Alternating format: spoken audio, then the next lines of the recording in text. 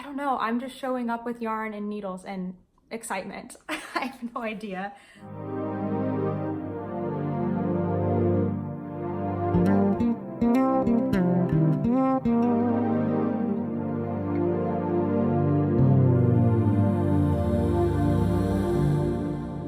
Hey everyone, my name is Natalie, also known as Knitty Natty. Welcome to the 8th episode of the Love and Stitches podcast.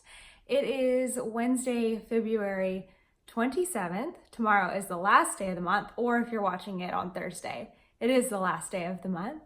And it is slowly becoming cold here in where I live in Texas. When I was driving home today, it started to sprinkle and rain, and I think we have a cold front coming in because I was outside today with like a t-shirt on and I was totally comfortable, but tomorrow the high is like 40, I think. So that'll be interesting. It'll be good because I can wear knits, but someone is behaving so far. If he starts to bark like he did last week, I might have to pause and maybe put him somewhere. I don't know, but hopefully he'll be good. I have some notes this week because I have a lot that I want to talk about, but they are in pink. So I might be looking really close. I have this pink pencil. Like I forgot that I had it, but I found it in my purse, and it's a Papermate pencil, but the lead itself is actually pink, and it's a pencil, and it's the best thing ever. I always used these mechanical pencils when I was in middle and high school because they have they're thicker, and I just found it much easier to hold on to and control. And I just loved these. These were like the coveted pencils in my high school. So I don't know if you remember what tools you used, like how important school supplies were to you, but to me, like that was the best thing ever. I've worn this sweater before. I wear this cardigan quite a lot, but it is called Arid, and I'll put it at the bottom of the screen because it's kind of an interesting spelling. And now I don't remember who it's by, but we are going to an SMU basketball game tonight. So I've got my SMU t-shirt on. That's Southern Methodist University in Dallas, which is where my husband graduated from. And then their colors are red and blue. So I have on my blue sweater, and you can kind of see the lace panel in the back, but this is just a super comfy cardigan. I wear it almost as much as my breezy cardigan, but this one doesn't have as long of like a front. I don't know what you would call that, as wide of a front. So it's definitely perfect to wear like every day. And I used Miss Babs. I used, oh, it starts with a K. It's one of those giant skeins. Oh no, Katahdin. Miss Babs Katahdin, which is 100% BFL, which I love for sweaters because it doesn't stretch like merino or superwash. I think they're really comfy. Okay, let's talk about something. Let me see what's on my list here in my pink pencil. Okay, so, first I want to talk about my pattern coming out on Friday. So I have a scarf pattern, and I've talked about it, a couple of weeks in a row, but this finally has a name, so I want to talk about it a little bit more, and it's coming out this week. So here is the Lusuoso scarf. The pattern's just going to be called Lusuoso because there's going to be 4 different versions like within the pattern. They're not all a scarf, there's a cowl too. But Lusuoso is Italian, and I'm probably butchering it. I think Google Translate said like Lusuoso. So I'm not gonna say that accent like every time because it feels unnatural, and it probably is maybe even worse than just saying it with like an American accent. I don't know. But Lusuoso means luxurious in Italian. So this scarf was inspired by my friend Ashley, who's AK Knits. Her mom brought back a scarf from Italy that looked a lot like this one, and it was a store-bought scarf, not a handmade one. And so she was wondering if anyone could recreate it, and so I was excited to take on that challenge. So you can see that there is 2 different yarns. There's a worsted weight worsted to Aran weight single ply, and then a lace weight mohair. And you're not seeing in the photo like the halo that I can see here like in person. It's just a little bit hard to capture. Maybe you can kind of see it there. But this is one of the versions that's in the pattern. There's 4 versions when you buy the pattern. There are 2 infinity scarf versions, which is this one. It's about 8 inches wide by 50 inches around, so that you can get a double loop, really comfortable double loop. It kind of stretches out, so you can see just how drapey that is. There's also a cowl version, which is 12 inches wide by 24 inches long, but it's going to have the same pattern.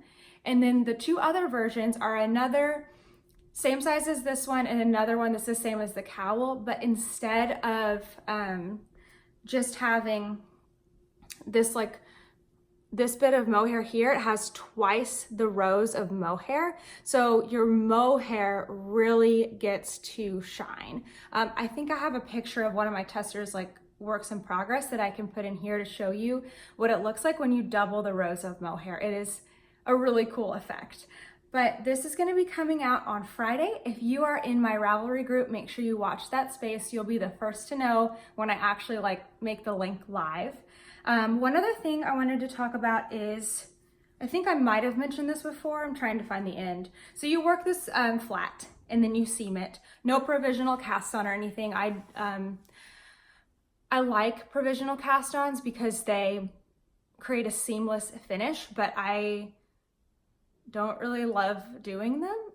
So you just cast on with long tail and get started, and then you actually are gonna seam it. So there's a seam, but it's very flexible. I mean, that doesn't bother me. I just put it at the back of my neck. But I have a technique in my pattern called bind off and seam. So basically you connect the 2 short ends as you bind off, pretty much like a 3 needle bind off. You just don't use another needle. So I have that, I have a video. It's not a professional tutorial. Like I don't have a rig or anything, lights, like none of that. But I do have a video tutorial that comes with the pattern to help you with that technique if that is something you'd like to try. But yeah, Lusuoso is coming out on Friday. Think girl. Farm Girl Fibers is a hand dyer in an indie dyer. I don't know where that just came from. An indie dyer in Tennessee, and she is putting together some kits for the scarf. She has beautiful mohair yarn, and then she's got a worsted weight. So it's not a single ply, but it's a worsted weight hand dyed yarn, and she's got them in kits to go for the scarf. Any version that you make only needs 1 skein of the worsted and 1 skein of the mohair. You're gonna have some left over, so you don't need to worry about picking out your version before you get your yarn. It will work for any of them. I should probably tell you, I use Malabrigo worsted, which is deceiving because it's almost an Aran weight and it's the single ply yarn. Oh, I used Primrose Plume, which is her mohair kid silk, but look at this. This is the yarn that if you've been following me on Instagram, you have seen what happened to this yarn. Like it didn't come like this, but I did find the tag finally. So I know that the color is called Crazy Right Now, and that's a primrose yarn. And my dog got to this yarn several times. And see, look at him. Isn't he sweet? It's hard to get mad at him. But I had the yarn in one of these like socks. I don't think I have one around, but basically like a yarn sock to keep your ball of yarn together. He got to it and I thought, you know what? It's just because he loves socks and he wanted to get that sock off. He really didn't mess up the yarn too badly. And he doesn't really ever get at my yarn, so I wasn't worried. So I just picked the yarn up like in a fluff and set it on the ottoman that I'm sitting on right now. Well, he got to it again. And so that time I still wasn't like in a place where I could stop and wind up the yarn. So I just threw a blanket completely covering it in the ottoman, and he got to it again. And that's the time I think that he broke it. There were more balls than this. They were just so tiny that they weren't worth keeping. So, I mean, I had the scarf does not use very much. I think it's a 50-gram ball of mohair. Maybe it uses 20, I mean, maybe. So I still have a lot left. So I have enough to make something else. And I think I have an idea of what I'm gonna do with that. Anyway, I thought you would like an update on what Toaster did to my yarn. So Lusuoso scarf coming out on Friday, March 1st. I have put a little bit of work into my socks. Again, not very much, but I'm gonna show them still because I'm hoping I'll have them done by next week. We have testing coming up at school, and I'm going to a retreat this weekend, so I'm thinking I will work on them a fair amount, but I have, again, only worked on them in the car, and look how much I got done just driving to and from work. Usually, like when I drive to work, I might do like 10 stitches because I only have one stoplight I really get stuck at. When I drive home from work, I am in traffic sitting for like 20 minutes. So I get a lot done. I'll like do a few stitches, light turns green, I go to the next stop, and I'm just like stuck waiting like 4 times to get through a light. So that's when I work on it. But I wanted to talk more about it because I have had some kids at my school that have been in my knitting and crochet clubs in the past, and they were ready to move on to socks. So I went into my stash and found some yarns. They were yarns that I'd had for a while, so I wasn't upset to get rid of them, but they were also colors I thought kind of suited these 2 girls that are in my club. So I brought them the yarns I thought they would like, plus a couple more options, and they picked the ones that I thought really suited them. So that made me happy that they got to use it, and I also got to use up some of my stash. So I had them cast on from the cuff, and these of course are toe up socks. I've already done the toe, but I had them cast on from the cuff because they knew how to do ribbing, and I gave them 9-inch needles so that they could just work in a circle, because that's really, really simple. I didn't want to be teaching them magic loop while they're working on a tiny yarn, because you know how that's just different to hold on to. So they really quickly like moved through the leg. They decided they wanted short legs, so I had them put in waist yarn for an afterthought heel. And then I told them, you need to get a few inches on the foot before we're gonna go back and do the afterthought heel. This is all coming from Susan B. Anderson's pattern, Smooth Operator, which I worked a couple years ago, and is the only time I've done an afterthought heel. So when they came to me this week and had like 3 inches done on their foot, I'm like, all right, we got to get started on the heel because they're ready. So I had them, they actually come in like during recess or before school because we don't have a club time, or during our club time, we don't have time to like work just with them. So they came in and they did such a good job. So basically, if you're not familiar with an afterthought heel, I had to brush myself up on it. You pick up the row that's below and the row that's above your waist yarn. I like to do the waist yarn. I think that it just feels safer and I don't lose a row of my color. But you can also do a true afterthought. So they did that yesterday during recess. We picked up the stitches and then we unpicked our waist yarn, and then I had them knit a row. And they didn't even know it, but I was teaching them magic loop. I gave them some 32-inch circular needles to use, and they knit the round. And then today they came in early before school started, and we started doing the decreases. So basically you just decrease on each end of the needle, on each end on each needle, and then knit around and then do a decrease round until you get to, 16, 18 stitches. So they're working on that now.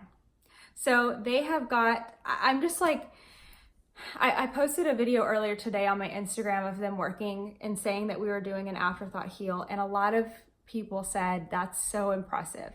And it really is impressive. I think that some people and kids just kind of have a knack for knitting and crochet, and it just makes sense to them.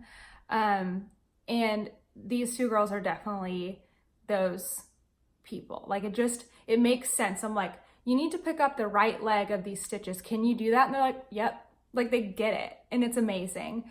So I'm really proud of them, and I know they are just like so irritated that I'm not going to be at school tomorrow or Friday because they're going to be ready to do the end of the heel very soon, which is going to require a Kitchener stitch. So I'm going to help them with that. I might actually do the Kitchener stitch on the first sock and so that it can be done and they can finish it.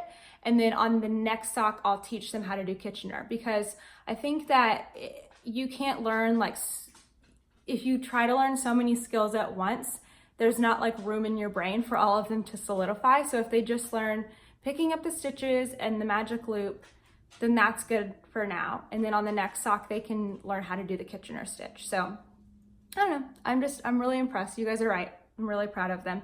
So I finally decided I'm looking for my yarn.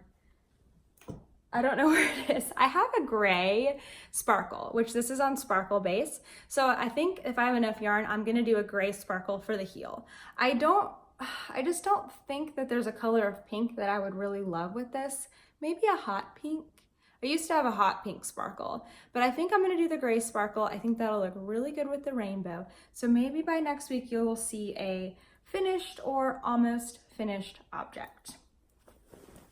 Now, other than working on these socks in the car, I've mostly been putting my time into my Ruffled Romance sweater, which is a crocheted sweater by, hey buddy, a crocheted sweater by Coco Crochet Lee. And I am getting so close to finishing the body. It's taken me longer than I thought, but I don't think it's taken me a long time for a sweater, if that makes sense. I started it less than 2 weeks ago, and I'm using fingering weight. That is not the recommended weight. I went like lighter weight because I wanted a lighter fabric, but I still met gauge except for row gauge. So I think that's why it's taking me a bit longer, but it is a ruffled top. And you can see that it's a pretty fitted body. I think I might actually put it on for you. I've got a tank top underneath my shirt so that you can see it, but I'll go put it on in just a second. But it's got these really, really big sleeves. And when I get to the sleeves, there's going to be these really pretty like lace scallops on them. And then on the bottom, I've only got probably a couple more inches. It depends on how much further I want to go. And then I'm gonna have a little bit of ribbing. But I wanted to show you what I'm doing here. So I have, this yarn is Madeline Tosh, and the color is Copper Penny. I have the tag here, and my base is Twist Light. So Copper Penny, and the base is Twist Light.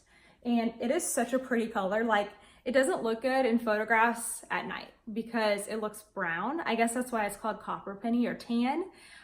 Which is not my favorite color, but it's such a pretty pink. And you probably can't see it, but let me pull these out, unsnap these. There we go. These are actually super different. I don't know if it's gonna show. Sometimes on the camera, when I watch it back, it looks different than it does when I'm watching it in real time. But this one is so much lighter than this one. And it's a hand-dyed yarn. So I know that I'm gonna have to alternate my skeins. So in crochet, it's actually really easy to alternate skeins. I'm alternating it every round. When I started the yoke, I was worried that because the colors were so different that I would get like a striping effect. So to kind of combat that, what I did, I'm turning it inside out, is I changed the color every round. I thought about doing like a helical knitting kind of, or helical crochet, but I didn't, I couldn't figure out how to do it with just 2 skeins. I don't really think it's possible.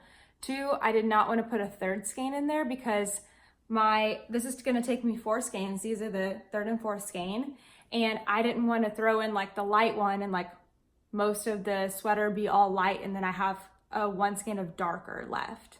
It wasn't gonna work. So my solution was that I would move, do you see those little horizontal lines? I would move the beginning of the round and let it like spiral. See, I did that for a long time. So basically I would just go like 3 or 4 stitches past where I had changed the round before, and then I would pick up my yarn. That's why I had those horizontal lines. I don't really think that I got striping. Like, I don't think it's stripy. So once I got down to the body, I stopped doing that. And I started just changing my color at the like chain 1. So you can see it. Here we go. I don't think you can, like, besides here, I don't think you can tell that I was changing my colors. Can you? If anything, I just had to make sure to like tighten up that chain 1 stitch so that there wasn't a gap. But it's really easy to change colors in crochet. I don't think you have to worry like you do about knitting with getting like a tight kind of deal going on. But anyway, let me put this on. I'll be right back. It's so funny how changing the color of your outfit can like change your coloring so much. But I love this color. I think it's looking so pretty. It is pinker in person, like a good bit pinker. But you can see the sleeves are massive, and I'm gonna talk about this in a second, but they're gonna have a little more length and the lace on it, and I don't know, I like ruffles, so I think it's pretty cute. The body is quite tight. I've got a tank top on, and these jeans are pretty high up, but I'm getting really, really close. I think I need maybe another inch or 2, and then I can do the ribbing. But yeah, I think I'm getting really close to where I am gonna be done with the body, and then the sleeve will be pretty fast. But let's look at this. So Lee does a really good job of giving you suggestions on how you can easily change the stitch counts to fit your body, which I think is awesome.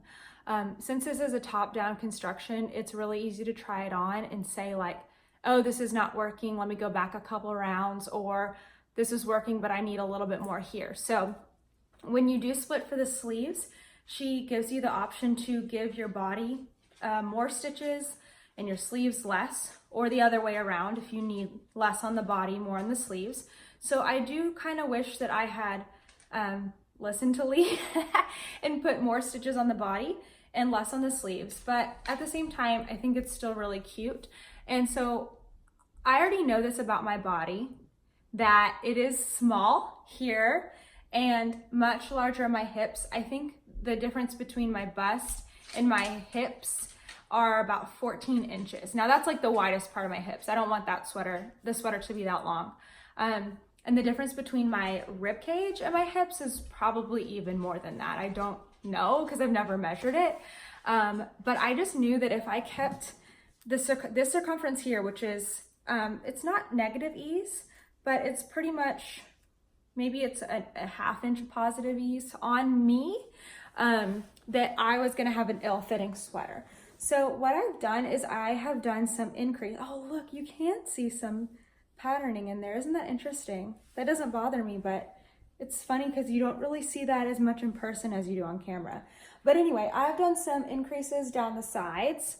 I don't know if you can really see them. I mean, you can see I've got more room here, but it's so simple to do this in crochet, you guys. It's amazing. So all I did, this is not in the pattern, but this is something that you may need to do to make a sweater fit you. If you're not a straight up and down body and the designer is, you're gonna have to change it, and that's okay. All I did is I kept trying it on, and once it started to feel tight, I put in a couple sets of increases, and then I tried it on again, and it seemed wide enough, so I went down a few more inches, tried it on again, started to feel snug, added a couple increases. So easy. So now it's fitting me really well. Let me back up and show you. I have to carry my basket. This is my float tote. Let me back up. Oh goodness. So yeah, it's definitely too short. I need to keep going. But you can see that my hips are so much bigger than my rib cage. And I'm gonna need to get a few more inches here before it's a comfortable length to sit down, etc. But I think it's looking really, really good. Sleeves are big. But yeah, I think it's fitting pretty nice. I'm not gonna go back and change that now, but if I did make it again, I would not put as many stitches on the sleeves. So maybe I picked the wrong size, but You just have to make something and trust your gut. I should have trusted my gut and taken some stitches out of this. But at the same time, I'm loving it and I cannot wait to finish it and wear it. Ugh, I think I have mohair on me. The last thing that I worked on this week is something that I can't show you, but I can talk about it a little bit. So if you're a crocheter, you might want to listen up because I am in need of some testers for a new pattern that I have. So I have been working on this, or had this idea for this crochet pattern for a while. And then about a month ago, I got, a dyer got in contact with me, and I guess I was like starting to work on the idea. I think I posted it on Instagram stories, and the dyer got in contact with me and said that they would be interested in seeing some like modern crochet design ideas.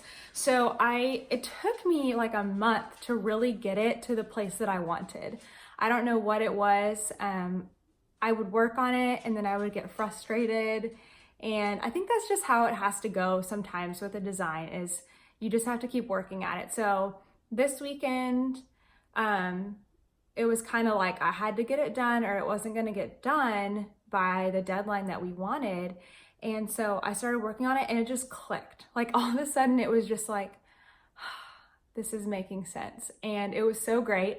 In fact, I got a whole like mini sample worked up, like a full-size mini sample, if that makes sense, of this object. And I don't think I've ever done that before for a pattern. I always make a swatch, like it's a very ugly duckling swatch because it's usually like growing and has like different stitch patterns and needle sizes, but this is like a legit completed mini sample, which is so great because now I'm super confident sending it off to testers that like it's gonna work. And I also started, ooh, excuse you, toaster. I also started working on the full-size sample of it too, just to get some yardage estimates. But now I am working with the dyer so that I can get her yarn and start working on it. So since it is a collaboration, I am not going to share more than that because we haven't had that conversation yet. I don't know what is okay for me to share and what she would like to keep more sacred. So, but basically I wanted to tell you that even though I can't show you, because I need some pattern testers, some crochet pattern testers. I have a full list of knit pattern testers, so I'm not in need of those right now, but I have not put out a crochet pattern test application. So in the link below and also on my Instagram profile and those in that link tree, you're gonna find a crochet pattern tester application. This is not like don't get scared. This is just a very easy Google Doc or Google form, I guess. It should be really easy to apply right on your phone if that's how you'd like to do it, or on your computer. I mean, it's a pretty simple form. The first part is just the basics, like your name, your email, your Instagram, your Ravelry. And then it kind of goes through like, what projects have you made? What do you like to make? What would you like to test? And then kind of goes through my, like, I call it the nitty gritty, like the rules of pattern testing and what would be required of you and what I would do in return. So it's really pretty simple. There are a few requirements to be a pattern tester for me and for my designs, Love and Stitches. The first one is that you must have a public Instagram profile. I know that can be tricky for some people because they started out their Instagram as like a personal thing and now they want to share more knitting and crochet. But the problem with having a private Instagram is that other people can't see what you're making. Like when you do a hashtag, it's not connecting with people. So part of the pattern test is to like connect and show the design. And so if you don't have a public Instagram profile, we're not able to do that. Now, I know some people that have a personal and like a personal one that they post like pictures of their family, etc. And they have that, it's private. Of course, you probably don't want everyone in the world to be able to see that. Then they have a separate Instagram account that is a public profile that they post their projects, things they're working on. So if that's something that you do, totally fine. You don't have to have a certain follower account. I just want you to have a public Instagram profile. I hope you understand. The other thing is that you just need to be able to like take decent pictures. Like you don't have to be a professional. Something that I've learned about taking decent pictures is it just requires the right effort. I hope that's not rude. Like it's like before I would take a picture, I couldn't wait. I wasn't patient, and I would take a picture and not wait for the right time. So the right time would be like, 1, you have some time. 2, it's daylight. 3, you probably should go outside. At least for me, I don't get enough good lighting inside. I need to go actually outside.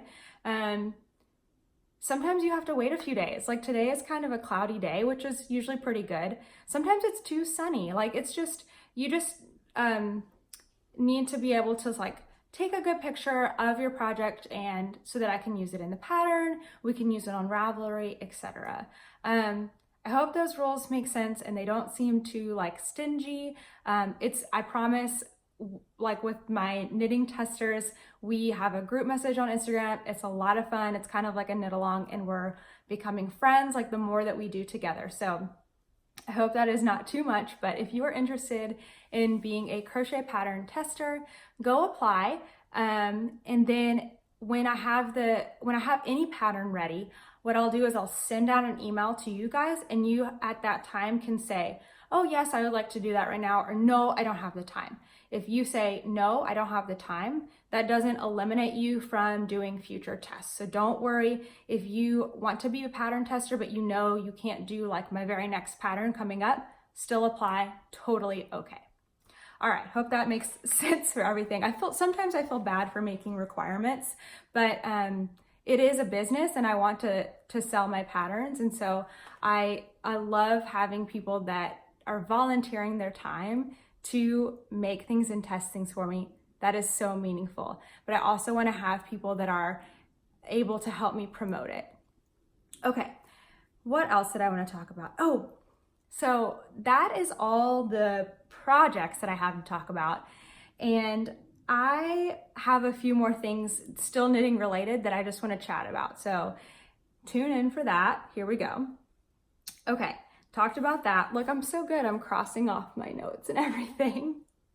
Okay, so the next thing, I want to go back to talking about my knitting and crochet club. I share this on Instagram, but if you don't follow me there, let me just tell you a little bit of background.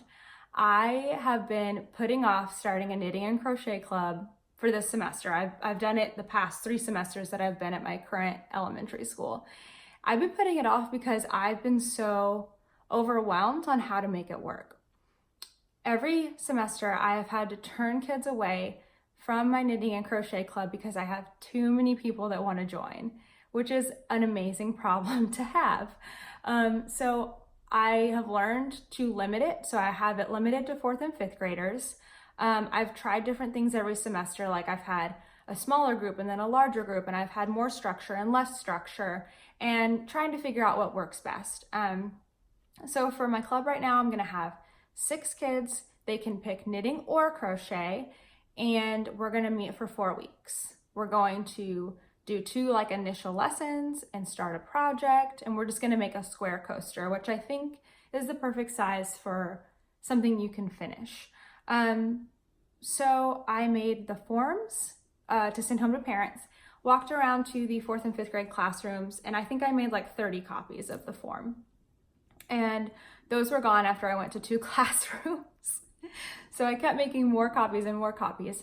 And I ended up sending out, I think I made 90 forms and left like extras with the teachers. So I don't think I sent 90 home, but I sent like 65 forms home with kids, and I had 6 spots. So I just had no clue what I was gonna do. And a lot of people have given me really great suggestions, like asking other teachers to help, or can I do it another day of the week? And keep on sending your suggestions to me, because even if it's something I've already thought of and have hit a roadblock, it still kind of helps me like get creative with what I can do. So I came in the next morning and knew that there was going to be so many kids coming in, like first thing in the morning. I told them, I said, it's first come, first serve. You got to get there in the morning before school starts. like once the door opens, but like before the bell rings. And so sure enough, by about 7:45, I think, I had filled all 6 spots. And those, I also asked them to pay, like bring a $10 fee, and I use that to buy them really nice crochet hooks, like the Clover Armor crochet hooks, plus 2 balls of yarn. So they definitely get a good deal on that. And I use coupons and everything, like trying to get them the best deal and the most items. So those kids had all like paid and brought their forms. Club filled. And then I had more kids come in. So I told them, I explained, I'm making a wait list. This is what a wait list is. And hopefully I will be able to have a second round of the club for those 8 kids that I now have on the wait list. So 14 kids were interested, which is like crazy. It's so exciting. I'm even more excited because I have 2 boys that are going to be in the club. And then I also have another boy that I've put on the wait list. So really, really excited. I feel super blessed about that. But I just thought you would find that interesting. If you have ideas, I'm not able to do another day of the week after school because I have a tutoring duty, and then I have my own knitting like friend group that I go to on Thursdays, and Friday I guess I could do a club on Friday, but I don't really think parents would be happy about that.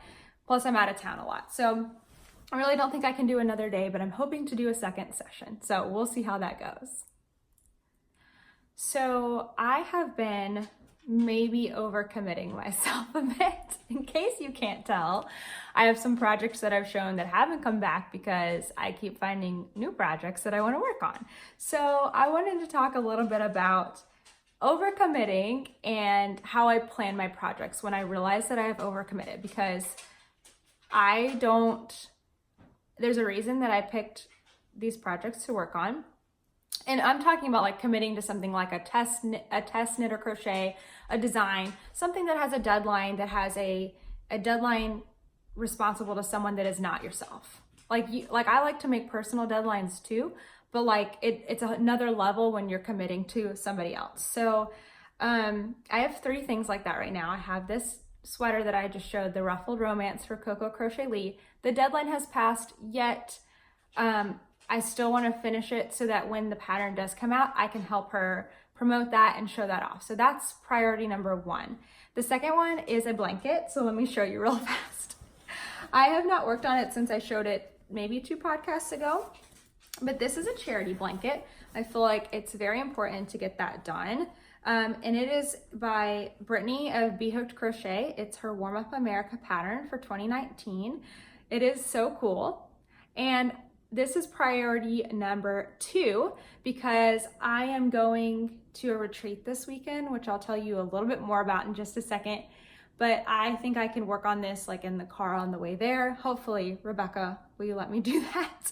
My friend Rebecca and I are going on this retreat together. Hopefully I can work on it in the car on the way there and while I'm there. This was only one night's work, and it was kind of, also I had to do a gauge swatch and start and do the foundation chain. So hopefully I can move through this pretty fast. But this deadline is March 16th to postmark it. So I definitely need to get a move on with that. And then I am probably Webster Street Knittery's #1 fan. Just kidding. So Jen of Webster Street Knittery is a really, really great designer. I think what I know her for is her shawls. They're so, so beautiful. And she has been teasing the pattern for the Woolberry wrap, which is just a huge, beautiful lace piece. She's been teasing that for a while on her Instagram. It's not a secret. And I was eager for when the test came out. So sure enough, the test knit has started, and it is due at the end of March. So that is priority number 3. I also have my own design that I was talking about before, that it's crochet, that I can't say much about, but that one will also have a March deadline. So I've got all these things that need to be done in March, because if you're watching it on Thursday, today's the last day of February, so we're moving on to March. Oh, I didn't even finish. I want to finish the rainbow socks because I need to start my March socks. My March socks are going to be Disney themed yarn, which hopefully I can show you next week. Okay, so 5 projects to do in March. So when I get to this point, when I realize that I've overcommitted, I have to make a plan. So what I've done is I've taken my calendar and let me show you a month that doesn't have anything in it yet. No, that still has something in it. Basically a calendar, you know, like this. And I have written on every Sunday, oh, that's Monday. This calendar starts on Monday. I've written on every Monday my focus for that week. Basically, I'm not gonna completely work on one project to its end and then go on to the next project, except for the sweater. I'm gonna finish the sweater first, then start working on the blanket, and then I'm gonna start working on the test knit on Sunday when I get my yarn at the retreat.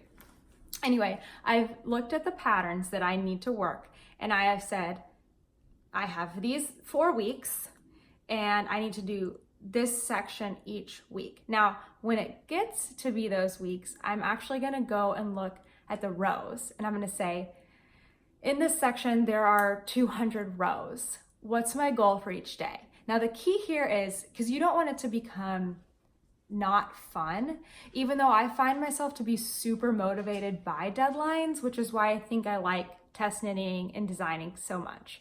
But you don't want it to become not fun. So I don't beat myself up if I don't reach my goal for the day. But I really do try to reach my goal for the week. Like, so if my week goal is to do like section 1 of a pattern and I don't meet my row count on Monday, so I don't meet it on Tuesday, I know that I can catch up on the weekend and finish up section 1. So that's just something that I do. I actually do put it on the calendar. I write it in pencil. I wonder if that's been making noise the whole time, like shaking. I'm sorry if it has. But that's what I like to do when I realize that I've overcommitted, but I don't want to back off of anything. Of course, the smart choice would be 1, not to commit to too many things, or you can take something off your plate. But these are all valuable things to me, and I don't want to take them off my plate, and I'm confident that I can get them done. So I'm gonna do that. There was one more thing. What else did I want to show you? I've lost my page for my notes now because I just write them in the day that I'm publishing the podcast. Okay, here we go. Oh, last thing. I am leaving on Thursday morning to go to the Hill Country retreat, which is in Horseshoe Bay, Texas, kind of near Austin, Texas. Hill Country Weavers is the yarn shop that hosts it, and they are in Austin, Texas. They're a really great shop. And there's gonna be some awesome teachers, some awesome vendors. And so I'm super, super excited. I have only been to a small local retreat. I've never been to one that I consider to be like a bigger one with like maybe nationally known designers. So I'm really excited about that. I have taken classes at DFW Fiberfest with some really well-known designers, but it wasn't like the retreat where you go and you have meals together and you have like fun events and everything. So I'm so excited. So I am planning to buy some yarn.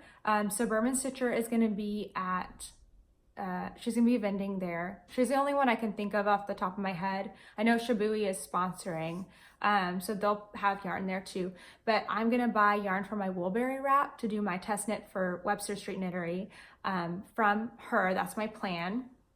And then other than that, I have some classes. So let me show you my classes. I don't have them memorized because honestly, I've been putting off thinking about this until today. Well, until like 4 o'clock when I got off of work, and I finally feel like I can get excited. So let me ruffle some paper.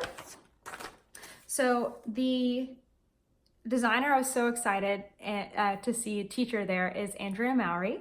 And I'm gonna be taking the Free Your Fade class from her. So in a second, I need to go pick out some yarns from my stash to do a Free Your Fade. So yeah, I'm excited. I think that sometimes just taking a class from someone who has so much teaching experience, even if you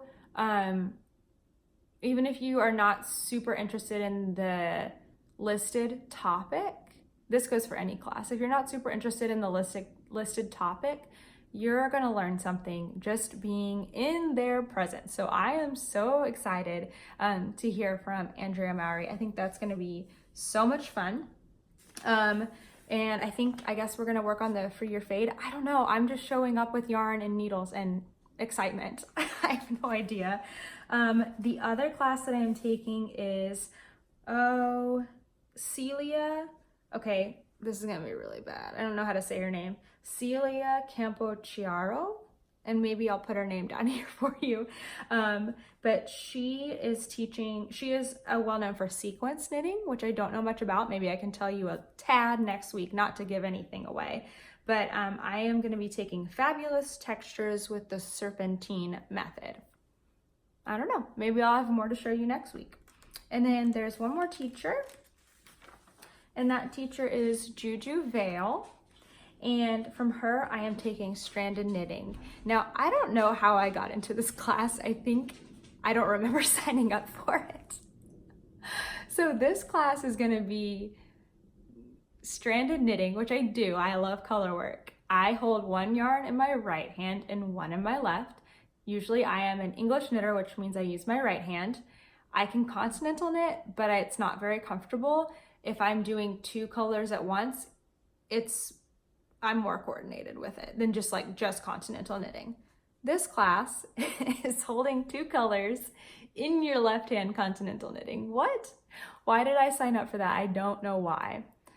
Like I just said, I knit with my right hand. So we shall see. Oh, I think somebody's here. I better wrap up. We shall see. I cannot wait to share all of that with you next week. Thanks so much for watching.